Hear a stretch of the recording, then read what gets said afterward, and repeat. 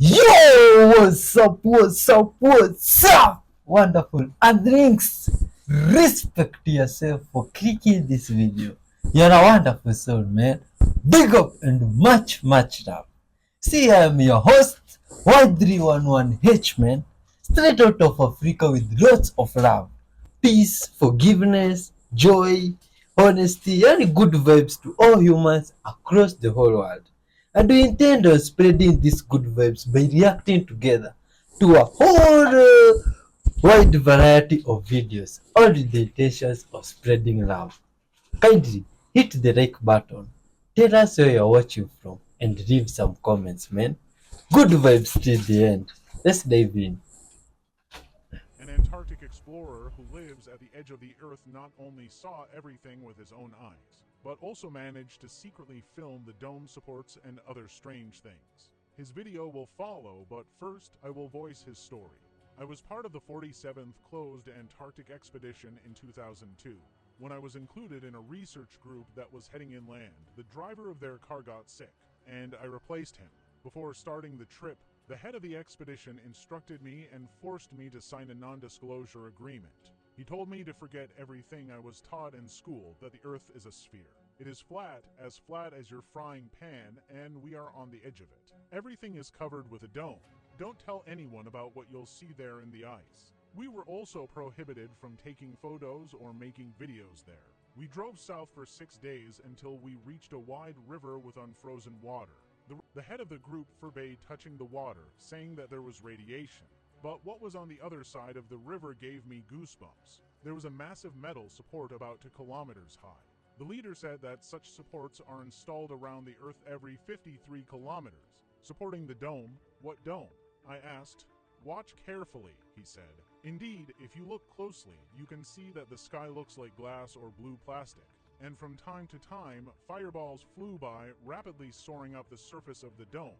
I pretended to go to the toilet and slid behind an ice floe. I started shooting on an old hidden mobile phone. However, the phone was old and the camera was bad. This is what I managed to capture.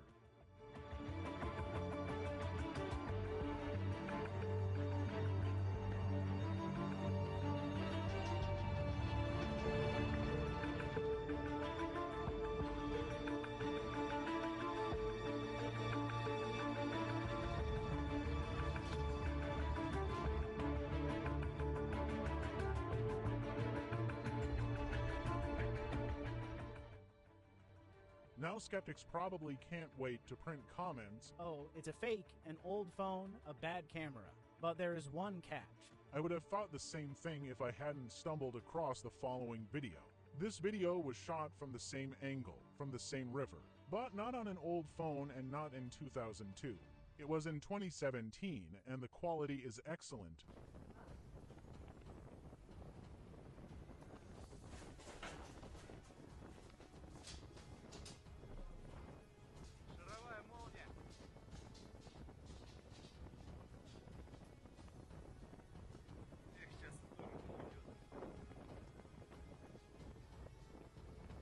Two videos from different sources. Of course, they could all fantasize, but the most curious thing is that they all fantasize the same way. Do you think those are really fantasies, good people of Earth? And then there's this and that. Oh my god, creepy stuff. Oh, look at this one. This looks like some design or model designs that were left behind by some creepy people I see from the past. Oh, man. And look at this, what looks like some carving there on the moon. How is this even possible? Do you mean there are creatures there on the moon that are building this stuff? Pyramids and also carving stones into artifacts? This is crazy. Oh, this is unbelievable. Very good people of Earth. You see, this is something strange. Because how is this even possible? Or is it those people that went to the moon that went there and did those pictures? Oh, these are leaked pictures of a secret mission to the moon. Oh, why is the mission to go to the moon a secret? I thought all others experience and see the moon from different places of the world. Then there should be nothing to hide to people about the moon. You see? Honesty is a very good thing. So I'm always speaking about honesty. When people are honest to one another about even such missions, we can understand stuff together. You see? Oh, you can't even understand how good vibes animals like this ones work, and they're just incredible. You see? Big up and respect to everybody for clicking, watching up to this far, even for treating those around you well with love and good vibes. Respect to yourself, man. May good vibes always come your way, and may God reward you in incredible and generous ways. You see? These animals are good vibes, man. Oh, and this one's they're just taking some nap here and hoping they don't have a dream about biting. You see, they can bite another person's their body part, huh? Oh, and when someone's son had a new bedroom, the dog assumed that the bedroom was his first and decided to try it. You see, good vibes, man. Oh, look at this one sleeping in some peculiar positions. Oh, how is this possible? Hmm. Oh, look at this one. What's up? Good vibes, man. Good people of Earth. Thank you very much to all those guys in the comment section. You're doing some great work there, you see. Good vibes and much love to everybody. Oh, this is wonderful, man. And someone's dog laid out like they had a very long day, you see, of barking around and, you see, smelling stuff in the house. They were pretty tired. They decided to take some nap in some peculiar type of way. Anyways, just good vibes, man. And some people here, look at that, some glitch in the matrix or something like that. What's going on? Oh, wait. What's up? How is this real? You mean twins work like the same even in mind? They don't just look the same, they also think the same. It's crazy. Oh, more crazy even almost as crazy as this guy here doing some magic with his paper here. You see? This is incredible. So like, this guy has understood how to bend the universe or the forces of life. Who knows? You see? Like this creepy deer that we have ever seen in some footage here. You see? Well, a deer that maybe allegedly had two heads or something happened and the bear appeared to be having two heads. What do you think was going on? Yeah? Well, This here's normal something stuff. new. I didn't know this, but there are a lot, and I mean a lot, of Bible verses that confirm the flat earth. I came across this video about flat earthers and globe earthers, and they confront each other. And the first part of the video shocked me because the people that were fighting for the flat earth theory were all Catholics. So listen to what they had to say, because it's very interesting. I'm not saying it's true, and I'm not saying it's not true. I'm in the middle. But tell me what you think after you watch this clip. Only step forward if this is true for you. I believe the earth was created by a higher power.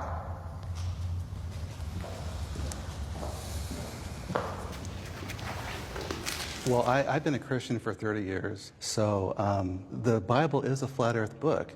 You have to take it literally. Like, for example, in Isaiah, when it talks about how the earth is like a clay wax seal that's stamped with upturned edges, that's just not some fancy story. That's a simile. It is like. Right, absolutely. And in Isaiah it talks about too, and I'm a Christian, he who sits upon the circle of the earth. There's a difference between a circle and a ball. Well, exactly. Yeah. If you look at the original Hebrew, it means disc. There's I went to over 200 Catholic scriptures school in the and I was Bible that raised point to a flat Catholic, earth. but I never heard these flat earth theories before. I only remember that at school they taught us that back in the day before Christopher Columbus, everybody thought that the world was flat and that if you navigated to a certain part to the end of the ocean, you'd fall off the cliff of the world. So what do you think about this? Did the flat earth theory start with the religious text of the Bible? And if so, has NASA been lying to us? What about all the images from NASA? Irrefutable proof that the dome does not exist. This one is according to some good vibes human in some place of the earth. And they think that this is enough proof showing that the dome does not really exist. You see? their rigid dome that covers the earth or something like that.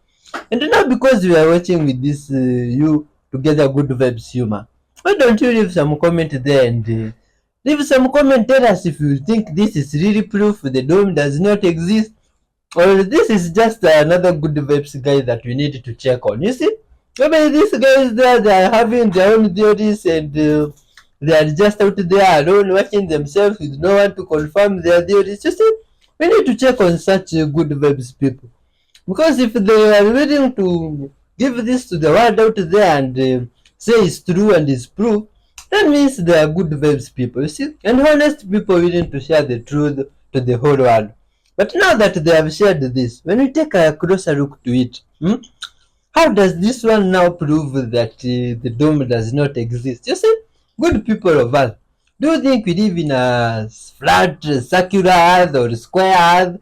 After all, does it really matter even if it's rectangular or round or even whatever shape, even rhombus? What matters is the content and what's going on in the Earth. You see? Well, This is that the way most people can be dramatic good vibes. parrot beak transformation that I've done to date. Paco's owner inherited him from a relative who passed away. When the appointment was made, I was told that he had not been handled for many, many years and that he was quite aggressive. He came out of the carrier all by himself, approached me, and allowed me to pet him. Then he gave me a signal I wasn't expecting. He was asking me to pick him up. Paco's owner had told me that decades ago he suffered a broken leg that was never repaired. And the wing on that side is also visibly damaged. Even though this is his dominant leg, like we have a dominant hand, he has a lot of trouble putting his weight onto this leg. And he's quite unsteady, so I make sure I move very slowly and carefully and allow him to catch his balance. I stay very low to the ground. You can see here that his left foot doesn't really get any normal nail wear. The nails on that foot are drastically longer. That's because he's not putting enough weight on it to wear them down. I'm taking the length off of his bottom beak first. This will help me see the natural position of the upper beak a little bit better.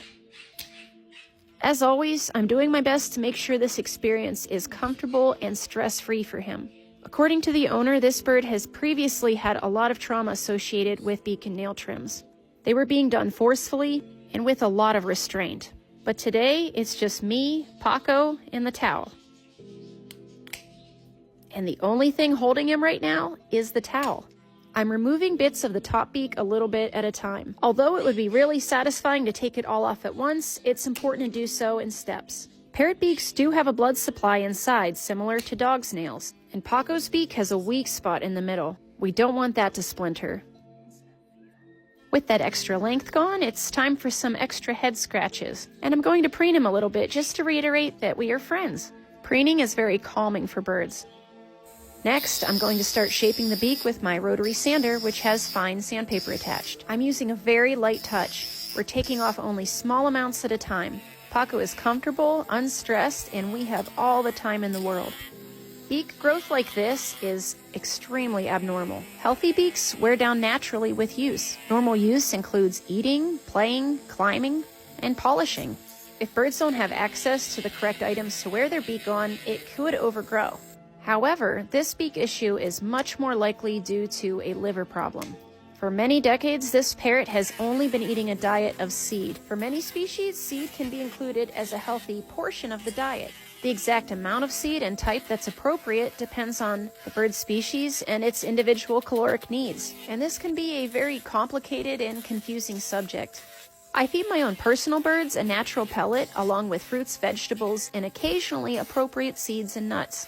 Parrots that are getting a lot of seed and people foods that are very high in fats often develop conditions like this due to liver failure. The only way to diagnose liver failure for sure is to have blood work done by an avian vet. Whenever a parrot comes to me for a beak service displaying these type of signs, I always recommend that they go to their vet for blood work as soon as possible. If caught early enough on and treated with appropriate medicine and diet changes, the parrot's life can be extended for many more years. However, if left untreated, their days can be unfortunately numbered. Paco's new owner said that he's most likely in his 40s, and with good care, he could easily live another 20 to 30 years. With the beak sanded into a reasonable shape, I'm going to give him a little bit more time preening. Normally, preening is something that a parrot's companion would do for them. They can't always reach the head and neck feathers on their own. If they don't have a bird friend to do it for them, it's up to the human flockmate. And I'm guessing that Paco hasn't been preened for a very long time. He's really enjoying this. New pin feathers can be itchy and uncomfortable. Next, I'm going to tackle these nails. As usual, I'm taking off the excess length with my sharp, sterilized clippers. This back toenail is actually starting to curl under. Nails like this can cause sores and infections, and Paco's already got enough to deal with. It can be difficult to tell where to trim on black nails, but I've had a lot of experience. Now I'm using the rotary sanding tool to take off a little more length and refine the shape of the nails. We don't want them to be too short, and we don't want them to be too blunt either. He still needs to be able to use them to grip his perches. His new owner is aware already that he's a fall risk, and we don't want him to hurt himself anymore. The nails on the right foot weren't particularly long except for one, but I am going to reshape them. And finally, it's time for a massage. I'm using a little bit of organic, fair trade coconut oil to massage the beak. Not only does it help replenish some moisture to this very dry and cracked beak, coconut oil also has beneficial amino acids and vitamins. Studies have shown that it's also naturally antimicrobial and antifungal. Some people's birds even like to eat it, and that's perfectly fine, as long as you're using the type that's food grade. After I'm done massaging the beak, it's time to nourish those dry little feet. Older parrots, just like older people, can develop dry, callous skin over time. Bathing and adding humidity can help slough off the old dry skin, and the coconut oil helps soften it too. However, if it goes beyond dry skin and develops into thick crusts, there could be a parasite such as leg mites involved. And those also need to be diagnosed and treated by a vet. Normally, I only preen the head and neck areas on a parrot. But Paco is one of those rare cases where mobility is definitely an issue for him. There were a couple of very old pin feathers that he was definitely not able to reach on his own due to mobility issues. So I took care of that for him. Paco and I got to hang out for a short period of time, but I don't think I'll easily forget him. I let his new owner know that if he ever needs a safe place to land, I'm here for him. For now, his beak and nails are back on the right track, and it's up to his owner to get him to the vet to make sure there isn't anything else going on. I'm sure you noticed that his beak is still being held open. This is because his beak has been overgrown for so long, the muscles and ligaments are not in normal position anymore. His owner said that his beak has never actually been trimmed back this far, and this was still a very conservative trim. But now his body finally has the chance to try to heal itself a little bit. And hopefully with time, it'll go back to a normal position with regular use. Good luck, Paco. I hope I see you again. Stephen! I thought you were dead! Fucking hell! You!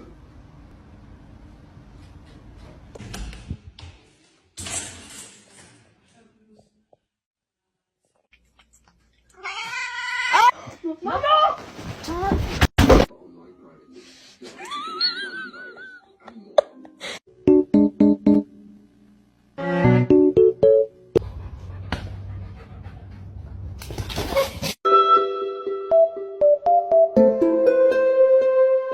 Misty!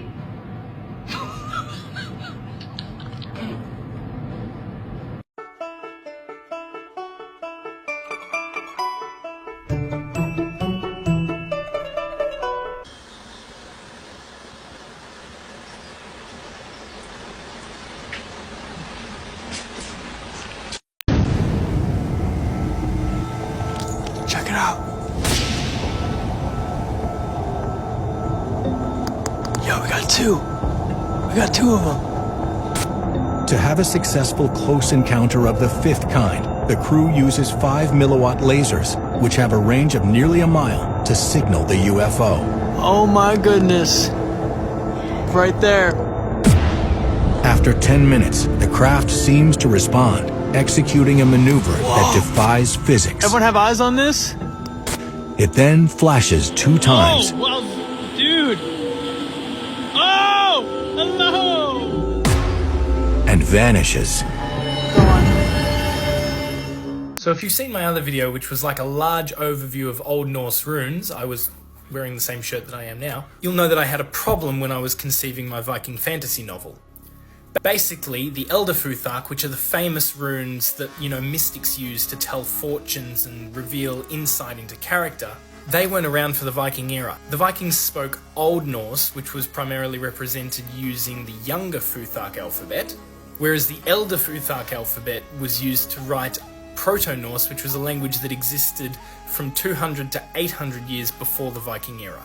But then there's such a rich sense of fascination with the Elder Futhark runes, so that even if they weren't used or weren't even around at the time that my novel would be set, I wanted to incorporate them. So I decided to take some creative license and say that the runes that Odin discovered were the runes that I used to perform magic, and they are the Elder Futhark runes. And so basically my protagonist, he's sort of versed in this ancient alphabet, and what is really an ancient alphabet to him. It's 800 years before his time, but this is the alphabet or the set of runes that allow him to perform magic. Oh, look at this. Oh, some people use here some leaves from the arrow roots, and they use them to drink water. This is good vibes. You see, this is normal here from this side of the I world. make my coils. I've seen people do it different ways, but this is how I do it. You're going to need a drill. I'm going to be using 20 gauge copper wire and 24 gauge copper wire. I'm going to take my 20 gauge copper wire, my 24 gauge, and I'm going to wrap the 24 gauge around the 20 gauge. Just enough to secure it on the wire, and then I'm going to stick it into the drill, and I'm just going to drill. Now, when you're doing this part, you want to make sure that the larger wire stays straight. It takes a lot of practice. I'm still learning, so I'm still trying to perfect this technique, but this is the quickest way that I've learned to do coils. And you're just going to wrap that 24 gauge around the 20 gauge until you get to the point where you want to stop. And when you get to that point, you're going to take the wire that you just coiled, and you're going to coil it around another piece of 20 gauge wire. So this one that I'm doing is, I guess it's called a triple coil. So you're going to wrap that around, and you're going to create another coil around that 20 gauge wire. And once you get done with that, you can leave it like that, and that's like a double coil, I guess. But I like to add that extra layer of texture. So I'm going to take another piece of 24 gauge wire, and I'm going to wrap it around inside of the grooves of that coil that I just did.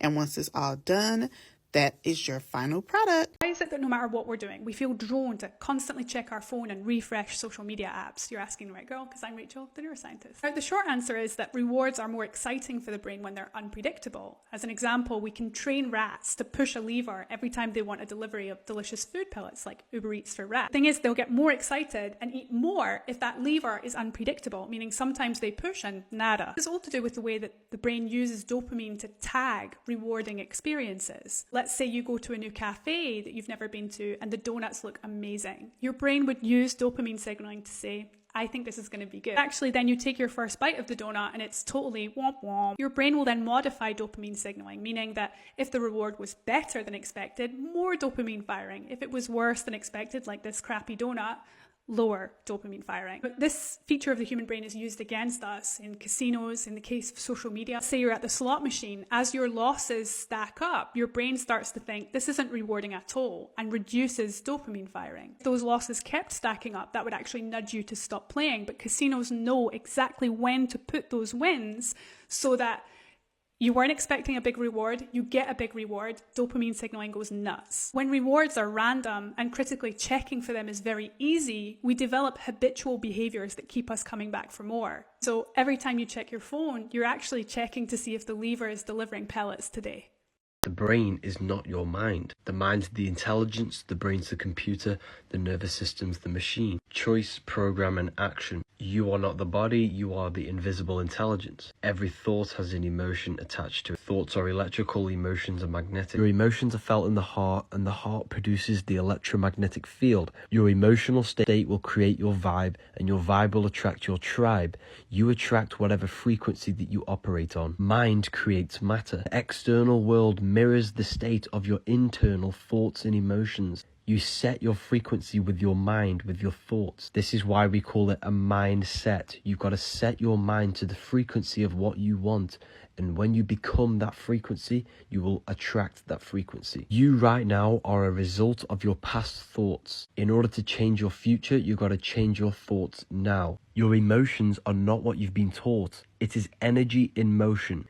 Your emotions are not meant to be reactive. You are meant to control your emotions because they are a creational force which attracts things to you. Your emotions were given to you so that you can manipulate matter. We live in a holographic world, people. It is projected from within yourself. You change your internal world, you change your external world. If you want to learn more, the link is in the bio for the paperback book of wisdom. Worldwide shipping.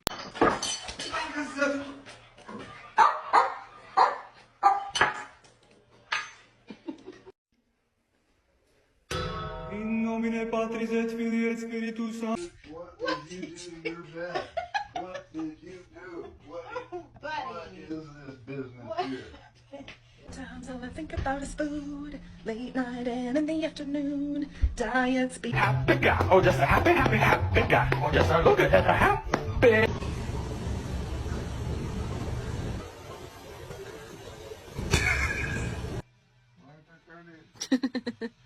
No! No! No!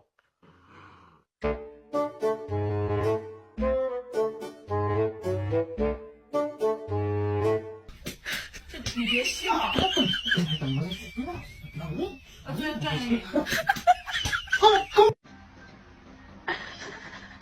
Bagel, no! Bagel!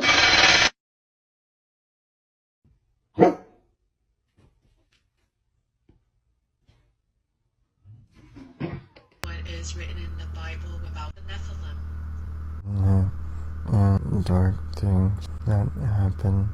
They were angels that were fallen. Those who were cast from source, cast from inspired planes. They came to Gaia to interact with Gaia. In this form, they were seen as more powerful than humans, as holy, and took advantage of humans. They were eventually dealt with. At that time, these fallen angels, they were cast out. They manifested multi-dimensionally into physicality, into this plane. As they took advantage of this plane, they were dealt with and sent to another plane of existence, and since then angelics or beings must incarnate to birth to biological means now. How long ago was it that the Nephilim came to Earth? It was about 10,000. About 10,000 years ago? Yes. And what can you tell us about Satan, Satanas? You've spoken about him before. Yes. Who was Satanas? It was an angel, cherubim. Cherubim. I've heard that cherubim is the angels closest to God. Messengers. Cherubim. What caused his fall? Yes, there is much rank. There was an interest of knowledge and accumulation and greed.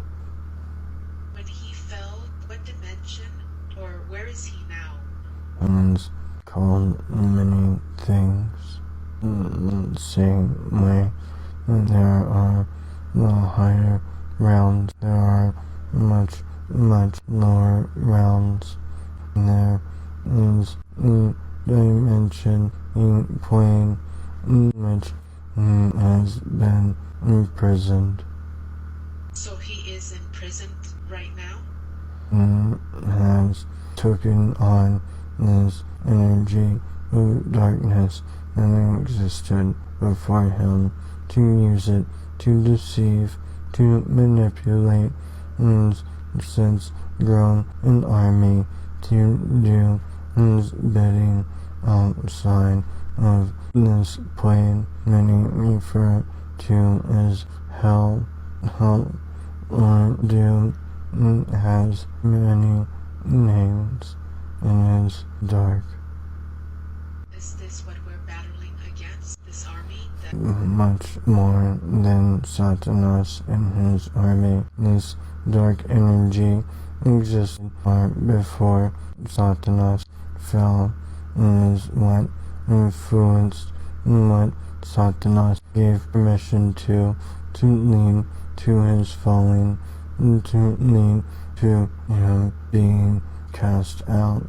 And since worked with this energy, we seek to draw this energy out completely. Could you give us a sense of the scale, the size of that army, that Legion of Darkness versus the Legion of Light? Which army is greater? Light is always greater. However, this Legion is army from darkness that is working in conjunction with this essence of darkness that has existed long before. Oh my god. How did that guy summon the angel in himself? Hey, good people of Earth. Okay, there's crazy things happening on this one. You see? A frequent question that I get a lot is, who is God based on the Anunnaki? Are they God? Technically, the God of the Bible, of the Hebrew religion, of the Muslim religion, Buddhism, Hinduism, and the more the merrier, can all find a point of origin from the Anunnaki scriptures. It's the same reason why all across the world there are civilizations that have depicted the same stories of the same gods with different names based on the culture that we're referring to. And after the Tower of Babel, when humanity was divided by language and borders, it was also divided by religions. So based on the Anunnaki, God exists, but it's a God that is a one true creator of all. In fact, there have been recent tablets that have been brought public, and they are the property of the Rothschild tablets that are exposed at the museum in Liechtenstein. My Anunnaki content, the story on Nibiru, is based on those tablets being translated. It was not just Zechariah Stitchin with the Earth Chronicles and the Anunnaki Chronicles and the Anunnaki Genesis to have translated these things.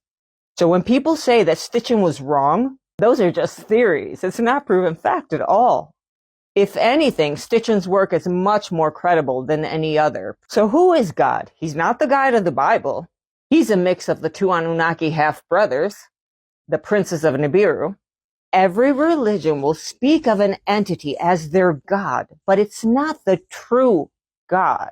So in these tablets that are in the Museum of Liechtenstein, it says how the Anunnaki, when they were having problems on their planet, that their atmosphere was damaged. The Queen herself mentions, we need to contact God, the creator of all. And she describes using a technology that is very similar to the internet. It wasn't a phone call. It was this wireless web type of system that they used to contact God. It was not prayer, it was not meditation, and it was not ritual enchantments.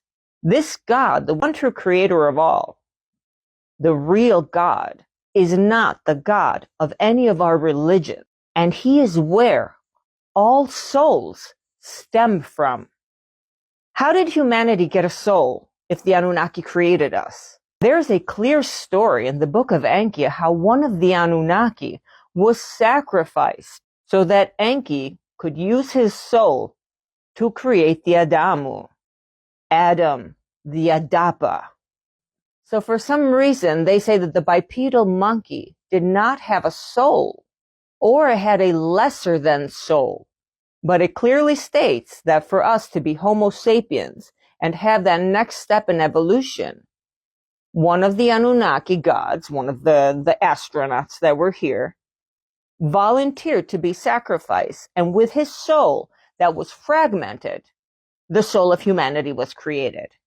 So based on the Anunnaki, there is a one true creator of all, but it is not them. They are our gods, for figure of speech, the ones who created us. The ones that we were created in their image are the Anunnaki, specifically Enki. Good people of Earth, thank you very much for watching up to this far. Lots of good vibes videos has passed, interesting, other videos which are questionable, leaving some thoughts in your mind. You see, well, leave all those thoughts there in the comment section. Let us know, what do you think about the videos? You see, also, what do you think about your neighbor there? You see, spread love. Tell us how you live, how you feel about these videos, and always hit the like button. You see, when these videos reach a lot of people out there in the whole world, soon the whole world will be vibrating love, you see, and that will be good vibes. Respect to yourself, man. Big up to all those guys in the comment section. You are loved and respected. I always wish you love, good vibes, and lots of health. You see, some wise man from the past once said that the real wealth is health, you see, and not some pieces of gold and silver or some printed piece of paper. You see, the real wealth is health. So good people of Earth, I wish you lots of health and good vibes. Stick around for the next episode. I shall be launching this stuff. You see, good vibes, man. Peace and love.